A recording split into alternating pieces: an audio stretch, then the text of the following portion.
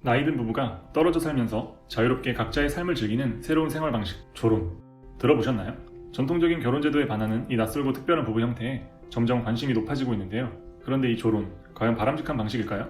조론이란 용어는 2004년 일본 작가 스기야마 유미코가 쓴 조론을 권함이라는 책에서 처음 등장했습니다. 두 딸을 키우며 프리랜서 작가로 일하던 저자는 40대 후반 들어 자신의 결혼 생활을 들여다보고 이렇게 평했습니다. 평탄하고 완만하며 햇살 가득한 길에서 느닷없이 함정에 빠진 기분으로 살고 있었다. 기쁜 일도 굳은 일도 함께 했던 남편이 불현듯 낯선 사람으로 느껴지고 대화도 자꾸 엇나가기만 했다는 작가. 야유와 빈정거림, 그리고 비난과 분노. 돌아오는 건 상처뿐이었죠. 그러던 작가가 딸의 권유로 남편과 잠시 떨어져 지내며 본격적으로 조론 생활을 시작하게 되는데요. 이를 계기로 자신과 비슷한 부부 생활을 하는 주변의 중년 부부들도 함께 인터뷰하기 시작합니다. 그리고 상상 이상으로 행복하고 안정적인 그들의 모습을 보면서 희망을 발견하게 되죠.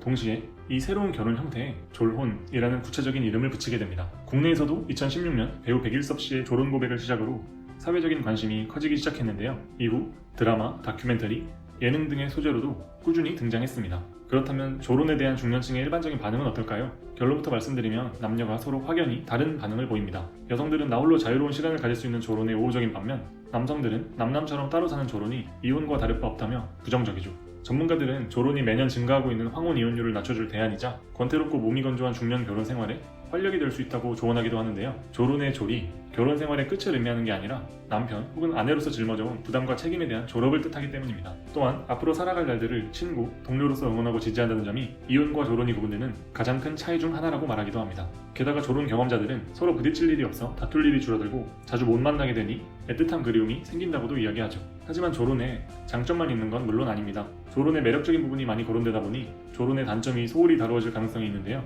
배우자와 가족의 동의를 얻지 못한 일방적인 조론은 가족들과 더 큰 거리감만 만듭니다.